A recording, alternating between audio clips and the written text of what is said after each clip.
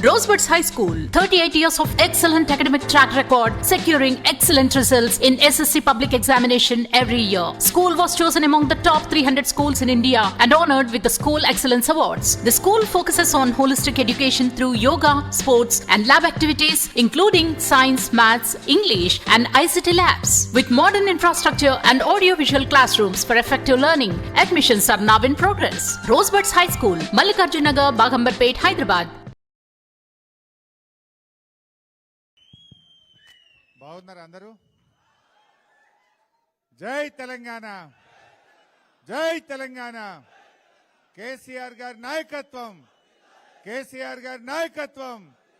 జోహార్ తెలంగాణ అమరవీరులకు. గౌరవనీయులు, సభాధ్యక్షత వహిస్తున్న యంగ్ డైనమిక్ శాసనసభ్యులు, మీ అందరి అభిమాన నాయకుడు తమ్ముడు కౌశిక్ రెడ్డి గారికి, రాష్ట్రంలోనే సీనియర్ నాయకులు, ఉన్నతమైనటువంటి విలువలకు ఆదర్శాలకు కట్టుబడి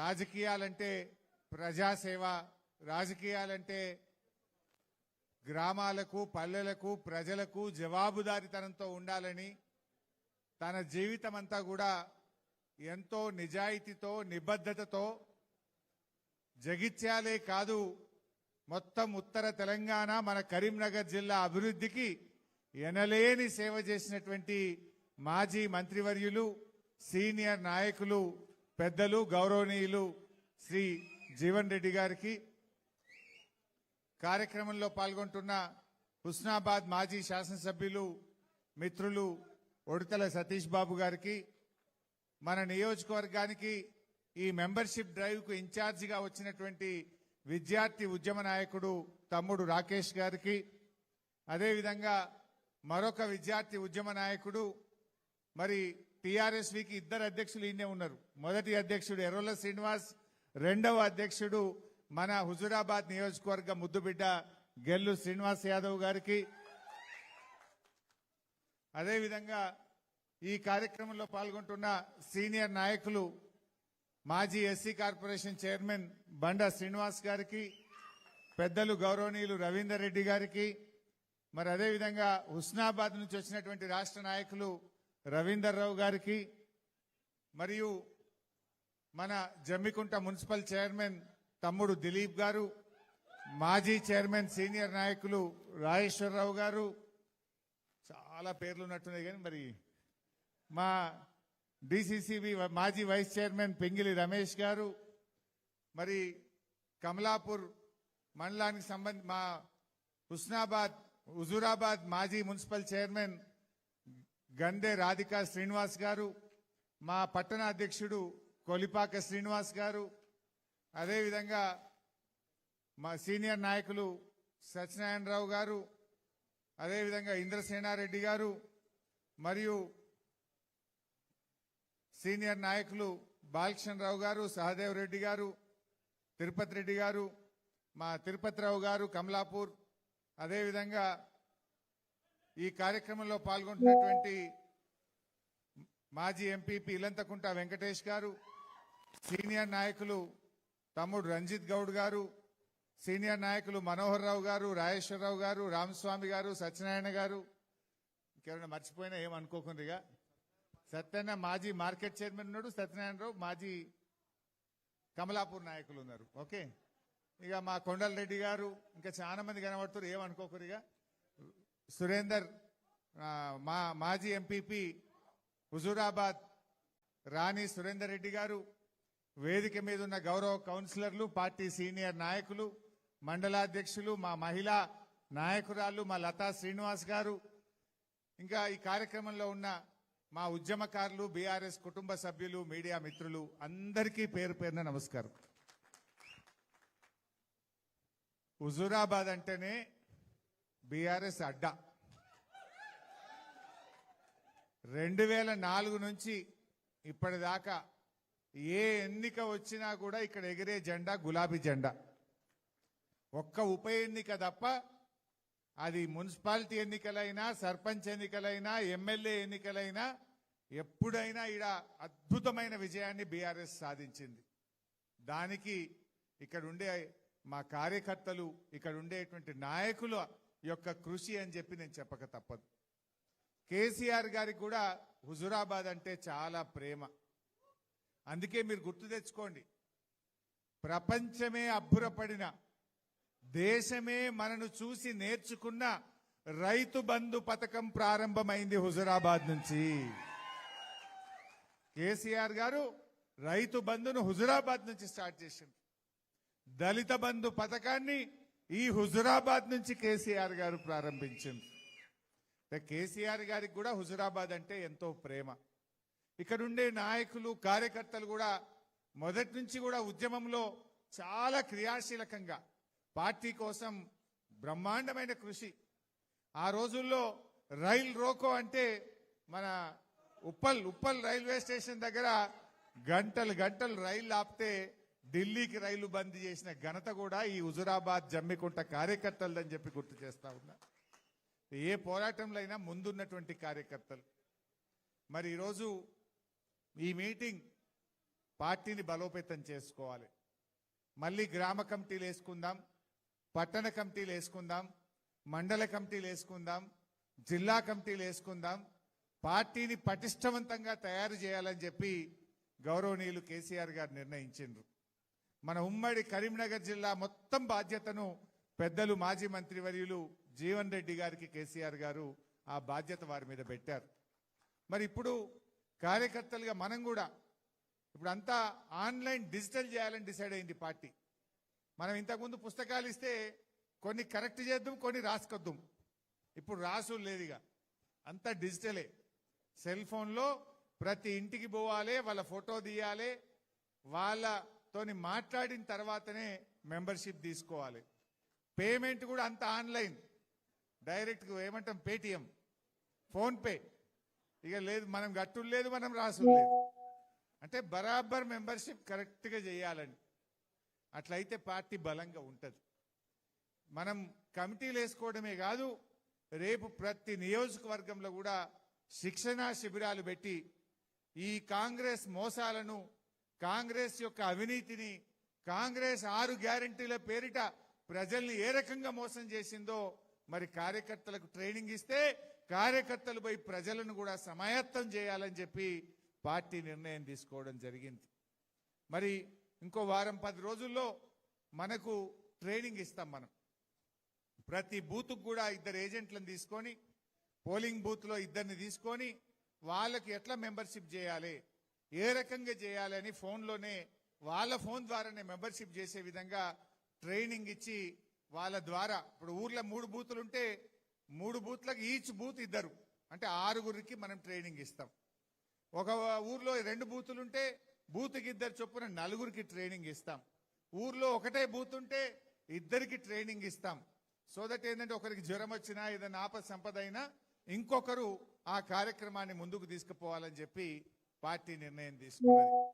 మీ అందరితో కూడా మనవి ఒకటే. సరే, ఇప్పుడు మనకు అర్థమైంది గవర్నమెంట్ పోతే ఏం జరుగుతుందో మనకే కాదు రాష్ట్ర ప్రజలందరూ కూడా ఇవాళ అర్థం చేసుకుంటా ఉన్నారు. 2 ఉంటాయి, ఒకటి కృతజ్ఞత, 2 ఆశ. కృతజ్ఞతకు ఆశకు మధ్య పోటీ పెడితే ఏది గెలుస్తుంది? ఆశ గెలుస్తుంది. వాస్తవానికి కేసీఆర్ గారు ఎన్నికల్లో చెప్పకపోయినా రైతు బంధు ఇచ్చాడు, రైతు బీమా ఇచ్చాడు, 24 గంటల కరెంట్ ఇచ్చాడు, దళిత బంధు ఇచ్చారు, 2000 పెన్షన్ ఇచ్చారు, కళ్యాణ లక్ష్మి ఇచ్చారు, కేసీఆర్ కిట్ ఇచ్చారు, వైఎస్ఆర్ గారు ప్రారంభించిన ఫీజు రియంబర్స్మెంట్ పథకాన్ని కొనసాగించారు. ఇట్లా చెప్తే ఒక 500 పథకాలు చెప్పొచ్చు. కానీ రేవంత్ రెడ్డి ఏం చేసిండు? అరే కేసీఆర్ 2000 పెన్షన్ ఇచ్చిండు, నేను 4000 పెన్షన్ ఇస్తాను. కేసీఆర్ గారు 10,000 రైతు బంధు ఇచ్చిండు, నేను 15,000 రూపాయలు ఇస్తా అన్నాడు. ఇట్లా ఆశలు ఎరవేసిండు. అందుకే ఎన్నిక జరిగితే ఏమైంది? మనమేమో ప్రజలు తప్పకుండా మనకేస్తారు, కృతజ్ఞత గెలుస్తుంది, కేసీఆర్ గారి పనితనం గెలుస్తుంది, అద్భుతంగా మళ్ళీ గెలుస్తామని మనం అనుకున్నాం. కానీ కృతజ్ఞతకు ఆశకు మధ్య పోటీ జరిగితే ఇవాళ రేవంత్ రెడ్డి పెట్టిన ఆశల వలయంలో మనకు కొంత నష్టం జరిగింది. సరే ప్రజాస్వామ్యంలో మనం అంగీకరించాల్సిందే. కానీ ఈరోజు ఏం జరిగింది? మనకంటే ఎక్కువ ప్రజలే మాట్లాడుకుంటున్నారు. ఇవాళ రైతులు, మీరు ఒక్కసారి పెద్దలు జీవన్ రెడ్డి గారు బాగా చెప్పారు. నా దృష్టిలో ఈ మధ్య నేను అన్ని జిల్లాలు తిరిగినా, నల్లగొండ పోయినా, వరంగల్ పోయినా, మెదక్ పోయినా, కరీంనగర్ పోయినా, వివిధ జిల్లాలు పోయినా, నేను గమనించింది అయితే ఇక రైతు అనేవాడు కాంగ్రెస్ పార్టీకి ఓటేసే పరిస్థితి లేదు. ఇదేదో నేను ఉత్తగంటలేను. మీరు ఎక్కడైనా చెక్ చేయండి, అసలు ఏ ఒక్కటన్నా మిగిల్చిండా రేవంత్ రెడ్డి? కేసీఆర్ గారు రైతు బంధు ఇస్తా అంటే కరోనా వచ్చినా రైతు బంధు ఆగలే, పెద్ద నోట్ల రద్దు వచ్చినా రైతు బంధు ఆగలే, ఎన్ని కష్టాలు వచ్చినా టైం మీద కేసీఆర్ గారు రైతు బంధు ఇస్తా అంటే ఇచ్చి చూపిండు. 11 సార్లు 74,000 కోట్ల రూపాయల రైతు బంధు ఇచ్చిన ఒకే ఒక్క నాయకుడి దేశంలో కేసీఆర్. ఒకసారి నేను ఆర్థిక మంత్రిగా ఉన్నా, కరోనా వచ్చింది, ఖజానా ఖాళీ. కేసీఆర్ గారు పిలిచిండ్రు, మరి మే నెల వస్తున్నది, ఇక జూన్లో మనం మృగశిర కార్తీ రాగానే మనం రైతు బంద్ వేయాలి కదా, పైసలు తయారు చేసిండ్రా అని అడిగిండు. మా అధికారులంతా ముఖాలు చూస్తున్నారు. సార్ నిన్నటిదాకా 45 రోజులు లాక్డౌన్, రూపాయి రాలేదు సార్, ఆమ్దాన్ లేదు సార్ అంటున్నారు. ఏమయ్యా మా రైతులే దొరికినరా మీకు? కేసీఆర్ గారు ఒక మాట అన్నారు, మంత్రుల జీతాలు బంద్ చేయి, ఎమ్మెల్యేల జీతాలు బంద్ చేయి, కాంట్రాక్టర్ల బిల్లులు ఆపు, మా రైతులకు మాత్రం రైతు బంధు పడాల్సిందే. అది కేసీఆర్ గారికి రైతుల పట్ల ఉన్న నిజాయితీ. ఆగలే, కరోనా వచ్చినా రైతు బంద్ వేసిండు.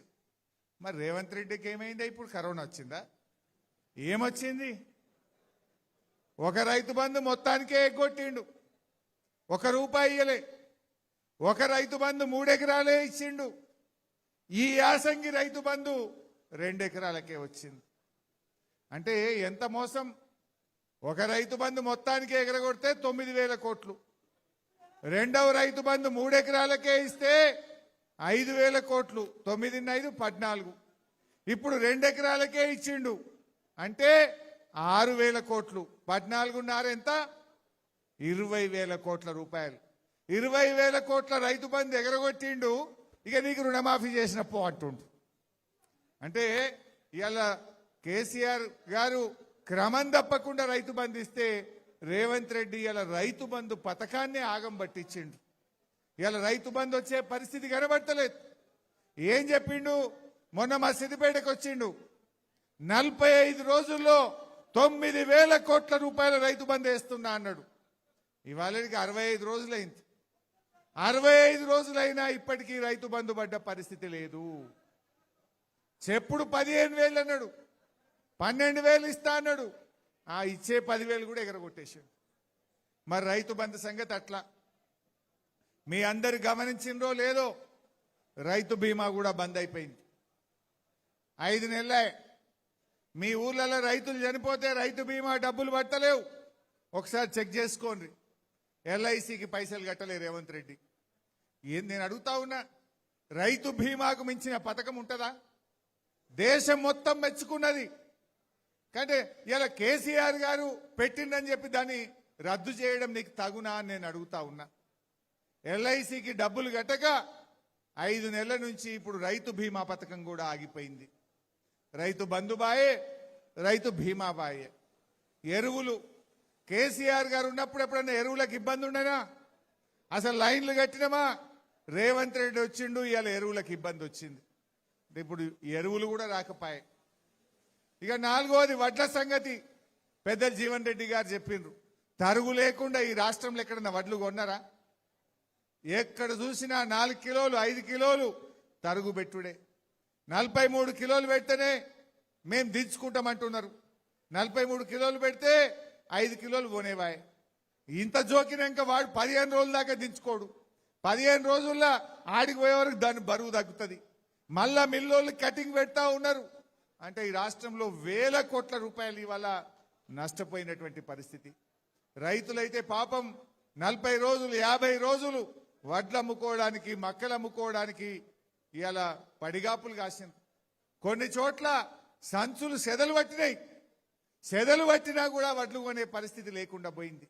అంటే ఏది చూడండి మీరు, రైతు బంధు పోయింది, రైతు బీమా పోయింది, వడ్లు కొనమంటే సుక్కలు చూపిండ్రు, యాసంగి పంటకు బోనస్ ఎగ్గొట్టిండ్రు, ఈ రకం ఎరువులు దొరకలేవు. ఇప్పుడే మా పెద్ద పాపాయిపల్లి సర్పంచ్ నాకు కలిసిండు, దయాకర్ రెడ్డి అనుకుంటా, రంగరంగ కలిసిండు. అన్న కరెంటు 11 గంటలే వస్తుంది అన్నాడు. అంటే 24 గంటల కరెంటు బాయ్. కేసీఆర్ గారు 24 గంటల కరెంట్ ఇస్తే ఇప్పుడు దయాకర్ రెడ్డి చెప్తుండు 11 గంటలే బాయి కాడ కరెంట్ వస్తుంది అంటుండు. మరి ఇంకో ముచ్చట చెప్పాలి మీకు. ఇప్పుడు రైతు డిస్కామ్ అని ఒక కొత్త డిస్కామ్ పెట్టిండు. ఇప్పుడు మీ ఎన్పీడీసీఎల్ కింద ఉంటాం మనం హుజురాబాద్. ఇంకో నెల 15 రోజులైతే ఎన్పీడీసీఎల్ పై రైతు డిస్కామ్ రాబోతా ఉంది. ఆ రైతు డిస్కామ్ అమల్లోకి వస్తే ఇప్పుడు వచ్చిన 11 గంటలు కూడా రాదు, 5-6 గంటల కరెంటే వస్తుంది రైతులకు. ఇది నేను ఉత్తగా చెప్తలేను. ప్రభుత్వం జీవో నంబర్ 8 అని ఒక జీవో ఇచ్చింది. ఆ జీవోలో ఏం చెప్పిందంటే రైతు డిస్కామ్ కు రిన్యూవబుల్ ఎనర్జీ ఇస్తాము, సోలార్ పవర్ కేటాయిస్తాము అన్నాడు. సోలార్ పవర్ పొద్దుగాల ఎండగొడితే 7 గంటలకు వస్తుంది, సాయంత్రం 5 గంటలకు బంద్ అవుతుంది.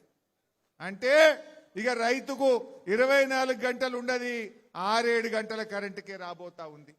అంటే రేవంత్ రెడ్డి ఈ రైతు డిస్కామ్ పేరిట 24 గంటల ఉచిత కరెంటుకు ఉరేస్తున్నాడు, రైతుల్ని ఆగం చేస్తా ఉన్నాడు. అయినా ఇంకా రైతులు ఎవరు నోటేస్తారా? కరెంటు బాయే, రైతు బంధు బాయే, రైతు బీమా బాయే, ఎరువులు రావాయే, వడ్లు కొనవాయే, ఇంకా ఎవరైనా రైతు అనే వాళ్ళు ఓటేస్తారా? అందుకే నేను అన్నా, ఇంకా రైతు అనే వాళ్ళు కాంగ్రెస్ ఓటేసే పరిస్థితి లేదు. ఏం మాట్లాడినా అబద్ధాలే, పాలనలో కూడా అబద్ధాలే. ఇవాళ అయిపోయింది ఆయన పని. నిజంగా డబ్బులు లేవా? విద్యార్థులకు ఫీజు రియంబర్స్మెంట్ ఎగబెట్టేసిండు, 4000 పెన్షన్ ఇస్తాని అవ్వ తాతల్ని మోసం చేసిండు, మహిళలకు 2500 ఇస్తాని మోసం చేసిండు. మరి ఇవన్నీ లేవా? ఉన్నాయి డబ్బులు. రేవంత్ రెడ్డికి మనసు లేదు. ఏడ ఖర్చు పెడుతుండు రేవంత్ రెడ్డి? నేను నిన్ననే చెప్పిన, ఇవాళ జూబ్లీ హిల్స్ లో ఆయనకు పెద్ద ప్యాలెస్ ఉన్నది. ఆ ప్యాలెస్ జాలదట 100 కోట్ల రూపాయలతో ఇంకో క్యాంప్ ఆఫీస్ కట్టిండు. గవర్నమెంట్ డబ్బులతో 100 కోట్లతో క్యాంప్ ఆఫీస్ కట్టిండు. ఆడ ఫ్యూచర్ సిటీ అని పెట్టి అక్కడ ఒక 100 కోట్ల రూపాయలతో క్యాంప్ ఆఫీస్ కట్టిండు. హెలికాప్టర్ ఉన్నది జాలదట, ఎయిర్ బస్ నెలకు 5 కోట్లు ఖర్చు పెట్టి ఇంకొక కొత్త హెలికాప్టర్ కొనుకొచ్చుకుంటాడట. ఫుట్బాల్ చౌకుల కోసం ఆ మెస్సీతో ఆడడానికి 100 కోట్లు ఖర్చు పెట్టి ఫుట్బాల్ షోకులు తీర్చుకున్నాడు. అందాల పోటీలకు 100 కోట్లు ఖర్చు పెట్టిండు. అందాల పోటీలకు ఉంటాయి, ఫుట్బాల్ షోకులకు ఉంటాయి, ఎయిర్ బస్ హెలికాప్టర్ కు డబ్బులుంటాయి. ఇతర రాష్ట్రాల్లో ఎన్నికలు జరిగితే మూటలు పంపడానికి డబ్బులుంటాయి. పక్క రాష్ట్రాల్లో ఎన్నికలు జరిగితే మన తెలంగాణ ప్రభుత్వ డబ్బులతో అక్కడ ఫుల్ పేజ్ పేపర్ అడ్వర్టైజ్మెంట్లకు డబ్బులుంటాయి. కానీ మా పిల్లలకు ఫీజు రియంబర్స్మెంట్ ఇవ్వమంటే డబ్బులుండవా? మా రైతులకు రైతు బంధు రైతు బీమాకు డబ్బులు కట్టమంటే ఉండవా? మా అవ్వ తాతలకు 4000 పెన్షన్ ఇవ్వమంటే డబ్బులుండవా? రేవంత్ రెడ్డి గారికి అధికారం మత్తెక్కింది. మొన్న ఎప్పుడు అన్నాడు కదా హిట్లర్. రేవంత్ రెడ్డి గుర్తుపెట్టుకో, నీ హిట్లర్ పాలనను అంతం చేయడానికి ప్రజలు కంకణం కట్టుకున్నారు. నీ నియంత పాలనకు అంతం కావడానికి రోజుల దగ్గర పడ్డాయి, లెక్క పెట్టుకో మిస్టర్ రేవంత్ రెడ్డి అని నేను చెప్తా ఉన్నా. ఈ రేవంత్ రెడ్డి విషయం ప్రజలకు అర్థమైంది. మొన్నెక్కడనో మాట్లాడిండు, బీఆర్ఎస్ పార్టీకి మళ్ళా తప్ప ప్రతిపక్ష హోదా రాదు అన్నాడు. నిజమే కదా, మనకు ప్రతిపక్ష హోదా ఎందుకు? పాలకుల పక్ష హోదా రాబోతా ఉంది. ప్రతిపక్ష హోదా రాదు, పాలక పక్ష హోదా వస్తుంది. నీకు నీ పార్టీకి డిపాజిట్లు గల్లంతైతే గుర్తుపెట్టుకో రేవంత్ రెడ్డి అంటున్నా. ఈ మధ్య మీరు గమనించి ఉంటారు, ఢిల్లీలో ముఖ్యమంత్రి కేజ్రీవాల్ ఓడిపోయిండు, ఆయన ఎమ్మెల్యేగా ఓడిపోయిండు, ఆయన పార్టీ ఓడిపోయింది. బెంగాల్లో పోతే మమతా బెనర్జీ గారు ఎమ్మెల్యేగా ఓడిపోయిండు, ఆయన పార్టీ ఓడిపోయింది. తమిళనాడు పోతే స్టాలిన్ ముఖ్యమంత్రి ఎమ్మెల్యేగా ఓడిపోయిండు, ఆయన పార్టీ ఓడిపోయింది. రేపు తెలంగాణలో కూడా రేవంత్ రెడ్డి ఎమ్మెల్యేగా ఓడతాడు, ఆయన పార్టీ కూడా ఓడిపోతుంది. గ్యారెంటీ మళ్ళొచ్చేది కేసీఆర్. ఎక్కడ పోయినా ప్రజలది ఒక్కటే మాట, కాంగ్రెస్ పోవాలే, కేసీఆర్ రావాలి. ఇలా అందరికీ ఇది అందరి మాట, విద్యార్థుల మాట, నిరుద్యోగుల మాట, రైతుల మాట, అవ్వాతాతల మాట, అక్కా చెల్లెళ్ళ మాట, మాట ఎవరిదైనా అందరిది ఒకే మాట, మళ్ళీ కేసీఆర్ రావాలి, బీఆర్ఎస్ రావాలి. ఇలా ప్రజల్లో స్పష్టత వచ్చింది. మరి మనం కూడా మంచిగా గట్టిగా పనిచేద్దాం. ఇవాళ తమ్ముడు కౌశిక్ రెడ్డి బాగా పనిచేస్తున్నాడు, గట్టిగా పోరాడుతున్నాడు. మొన్న డంప్ యార్డ్ హుజురాబాద్లో పెట్టద్దని అద్భుతమైన పోరాటం మీరు అందరు కలిసి చేసిండ్రు. గట్టికి కొట్లాడితే బిడ్డ నువ్వు బంద్ పెడతావా, నీ మీద సిఐడి కేసు పెడతామని బెదిరించిండ్రు, అక్రమ కేసు పెట్టి సిఐడి ఆఫీస్కు పిలిచిండ్రు. అయినా భయపడలే, పోరాటం ఆపలే. తప్పకుండా మీ డంప్ యార్డ్ విషయాన్ని రేపు రాబోయే అసెంబ్లీలో కౌశిక్ మాట్లాడతాడు, మేం మాట్లాడతాం, బీఆర్ఎస్ పార్టీ మాట్లాడుతుందని కూడా మనం చేస్తా ఉన్నా. ఇక్కడ కొన్ని డబ్బుల కోసం, నిధుల కోసం కౌశిక్ మీకు మాట ఇచ్చిండు. 100% మళ్ళొచ్చేది బీఆర్ఎస్ ప్రభుత్వం. ఈ హుజురాబాద్ కు కేసీఆర్ గారి ఆశీస్సులతో ప్రత్యేక ప్యాకేజీ తెచ్చి అన్ని పనులు కూడా పూర్తి చేసుకుందాం. కాంగ్రెస్ చేసేదేం లేదు. ఇలా కాళేశ్వరం గురించి కూడా పెద్దలు చెప్పిన నేను వాళ్ళకి బోను కానీ అసలు 2.5 ఏళ్ళు అయిపోయింది. ఇవాళ కాంగ్రెస్ పార్టీ మేడిగడ్డ రిపేర్ చేస్తలేరు. మొన్నటిదాకా కొట్టుకపోయిందన్నారు, ఇప్పుడేమో రిపేర్ చేస్తాము అంటున్నారు. ఇప్పుడు ఆల్మోస్ట్ జూలైలకు బోనే పడుతుంది, వర్షాలు స్టార్ట్ అవుతాయి అంటే ఈ సీజన్ పోయినట్టే కదా. మళ్ళా సీజన్ వచ్చే వరకు కాంగ్రెస్ పార్టీకి 3.5 ఏళ్ళు నిండుతాయి. ఇప్పటి వరకు టెస్టులే పూర్తి చేయలే వీళ్ళు. టెస్టులు పూర్తి అయ్యేది ఎప్పుడు, డిజైన్ అయ్యేది ఎప్పుడు, టెండర్లు పిలిచేది ఎప్పుడు, దాన్ని మరమ్మతు చేసేది ఎప్పుడు? అంటే వీళ్ళు 5 ఏళ్ల లోపల వీళ్ళు కనీసం మేడిగడ్డకు మరమ్మతు కూడా చేసే పరిస్థితి లేదు. మళ్ళా మనం వస్తాం, మేడిగడ్డ మరమ్మతు చేసుకొని బ్రహ్మాండంగా నీళ్లు తెచ్చుకునేటువంటి పరిస్థితి ఉంటుంది. అంటే ఇవాళ దాని విలువ ఇప్పుడు తెలిసి వస్తుంది.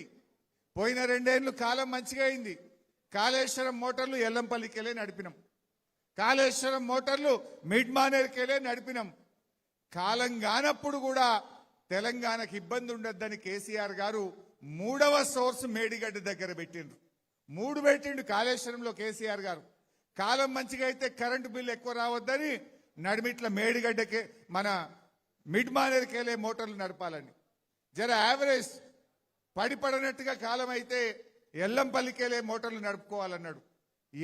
ఎక్కడ కాలం కాకపోతే కరువు పడితే కూడా నీళ్లు ఉండేది మేడిగడ్డ, కరువు పడితే అక్కడ మోటార్లు వచ్చే విధంగా కేసీఆర్ గారు ఆలోచన చేసింది. ఇవాళ కాలం మంచిగా అయింది. ఈ 2 ఏళ్ళు మేడిగడ్డ దగ్గర మనం అవసరం బల్లే, మిడిమానేరులో తినం, ఎల్లంపల్లిల కాళేశ్వరం మోటార్లు ఒత్తితే బంగారం మోలే పంట పండింది. హైదరాబాద్కు మంచినీళ్లు పోయినాయి, మొత్తం తెలంగాణకు మంచినీళ్లు పోయినాయి. ఈ తాప కరువు పడుతుంది అంటున్నారు, ఈ తాప ఎలినోనో వస్తుంది అంటున్నారు. ఇప్పుడు కరువు పడితే ఇప్పుడు ఆ మేడిగడ్డ మరమ్మతు చేయపోతుంది. ఇవాళ తెలంగాణ అంతటికి ఇబ్బందే కదా. నిజంగా అది చేసి ఉంటే, ఇప్పుడు కాళేశ్వరం అంటే ఏందో మీ అందరికీ తెలుసు. 3 బ్యారేజీలు, 18 రిజర్వాయర్లు, 17 పంప్ హౌజులు, 16 సబ్స్టేషన్లు, 203 కిలోమీటర్ల టనలు, 1500 కిలోమీటర్ల గ్రావిటీ కెనాలు, ఇవన్నీ కలిపితే కాళేశ్వరం. ఇన్నిట్లల్లా అన్ని బాగానే ఉన్నాయి. మల్లన్న సాగర్ కింద 1,00,000 ఎకరాలు పండుతుంది, రంగనాయక సాగర్ కింద 1,00,000 ఎకరాలు పండుతుంది, కొండపోచమ్మ కింద 50,000 ఎకరాలు పండుతుంది, అంతగిరి పోచమ్మ రిజర్వాయర్ కింద 1,000 ఎకరాల పంట పండుతుంది, మిడ్ మానేరు కింద పంట పండుతుంది, అంతటి పండుతున్నది. ఇవన్నీ మంచిగానే ఉన్నాయి. పోయిందేంటిది? పోయిన 3 బ్యారేజీల్లో 1 బ్యారేజ్ మేడిగడ్డ. ఆ 1 బ్యారేజ్ మేడిగడ్డలో 84 పిల్లర్లు ఉంటాయి, పియర్స్. 84లో 2 పియర్స్ కుంగినాయి అంతే. గా రెండింటిని మరమ్మతు చేసే తెలివి లేదా నీకు? ఇప్పుడు వాళ్ళే అంటున్నారు, తమ్మిడి అట్టికెళ్ళి మేము సుందిల్లకు నీళ్లు తెస్తాము అంటున్నారు. మరి సుందిల్ల మంచిగానే ఉంది కదా. సుందిల్ల ఏ పద్ధతిలో కట్టినరో మేడిగడ్డ కూడా గదే పద్ధతిలో కట్టినరు. అంటే ఇదంతా కూడా రాజకీయం తప్ప వాళ్ళ మాటల్లో నిజాయితీ లేదు. అందుకే మీరు ఆలోచన చేయండి. ఇవాళ రేవంత్ రెడ్డి వచ్చినాక నేను అప్పుడప్పుడు ఉత్తమ్ కుమార్ రెడ్డి అంటాడు, రికార్డు పంట పండింది బై మా కాంగ్రెస్ హయాంలో అంటాడు. ఎట్లా పండింది? ఓ చెరువు కట్టినరా, ఓ చెక్ డ్యామ్ కట్టినరా, ఓ ప్రాజెక్టు కట్టినరా, ఒక్క ఎకరానికి ఏమైనా నీళ్లు ఇచ్చిండ్రా? ఇవన్నీ కేసీఆర్ గారు చేసిందే కదా. ఆనాడే 2021-22 సంవత్సరంలోనే ఈ తెలంగాణ ధాన్యం ఉత్పత్తిలో భారతదేశంలో నంబర్ 1 గా నిలిపింది కేసీఆర్ గారు. అంతే తప్ప కొత్తగా జరిగింది అయితే ఏమీ లేదు. ఇవాళ ఈ రకంగా జరుగుతూ ఉన్నాయి. నేను మీ కార్యకర్తల్ని కూడా కోరేది ఒక్కటే, మంచిగా కలిసి పనిచేయండి, కాపాడుకుంటాం. రేపు భవిష్యత్తు మనదే ఉంటుంది.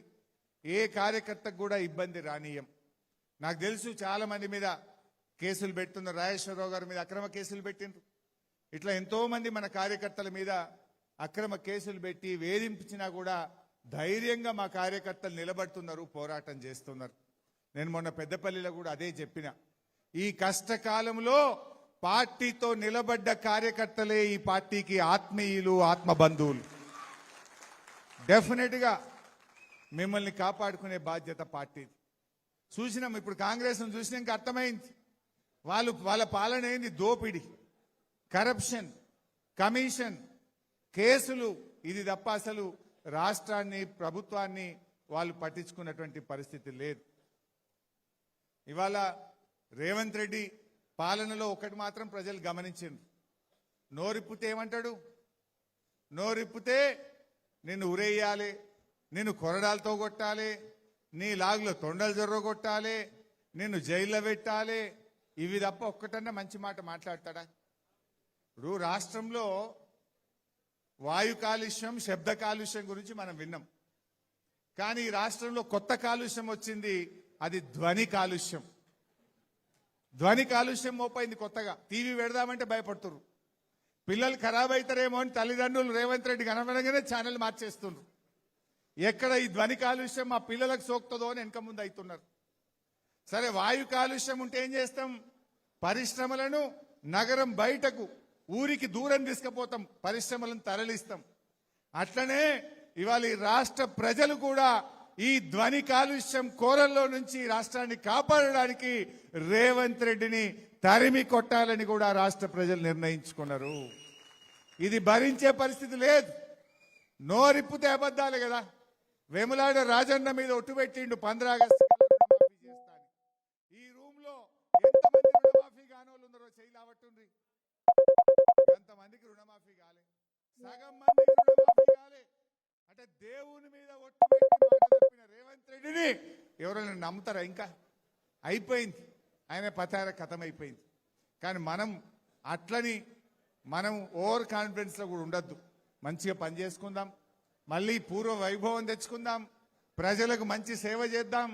రైతులకు మంచి రోజులు రావాలి అంటే కేసీఆర్ గారు రావాలని ఇలా రైతులు కూడా అనుకుంటా ఉన్నారు. అందరూ మంచిగా కలిసిమెలిసి పనిచేయండి. మీకు అన్ని రకాల బీఆర్ఎస్ పార్టీ, కేసీఆర్ గారు ఈ హుజూరాబాద్ జమ్మికుంట నియోజకవర్గానికి వారికి ఎంతో ప్రేమ ఉంటది. ఇక్కడ కార్యకర్తల్ని కాపాడుకుంటాం. ఈ ప్రాంత అభివృద్ధిని కూడా ప్రత్యేకమైన దృష్టి పెట్టి చేసుకుందామని చెప్పి మనవి చేస్తూ, మీ ఇప్పటికే బాగా ఆలస్యమైంది కనుక ఇంకెక్కువ టైం తీసుకోకుండా జై తెలంగాణ. దయచేసి అందరూ ఎక్కడ అందరూ ఒక్క నిమిషం అందరికి సార్ ఉంటుండ ప్లీజ్. ఎవరైనా ఒక్క నిమిషం అందరూ ఒక్క నిమిషం జాయినింగ్ ఉన్నది ప్రోగ్రామ్. ఒక్క నిమిషం ప్లీజ్, జాయినింగ్ ఉన్నది, పార్టీ జాయినింగ్ ప్రోగ్రామ్ ఉంది, దయచేసి ప్లీజ్.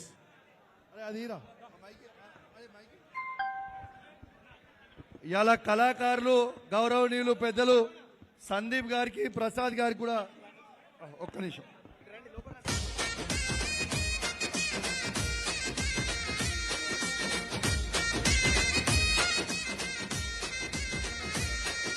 గౌరవనీయులు సందీప్ గారికి, ప్రసాద్ గారికి, వాళ్ళ కళాకారుల టీం అందరికి కూడా ప్రత్యేకంగా ధన్యవాదాలు తెలియజేస్తా ఉన్నాం. అన్నతోని కూడా ఫోటో దిగాలని కూడా మంచిగా లైన్లో రాడిపోయి అన్న దిగుతాడు ప్లీజ్. ఆవిడ మంచిగా లైన్లో రాడి. ఇప్పుడు గౌరవనీయులు దేశరాజ్పల్లి నుంచి కాంగ్రెస్ పార్టీకి రాజీనామా చేసి రాజ్ కుమార్ గారు ఏడున్నర వారి టీం అందరూ కూడా ఇప్పుడు పార్టీలో చేరుతూ ఉన్నారు. గౌరవనీయులు రాజ్ కుమార్ ఐలయ్య దా, నాగేందర్ దా ఈ చదువు పేర్లు. ఐలయ్య గారు, మహేందర్,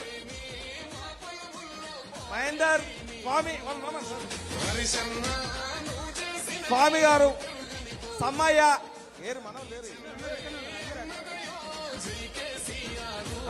సమ్మయ్య గారు, సంపత్, నాగరాజు, సారయ్య, ఒక్కోజు పెద్ద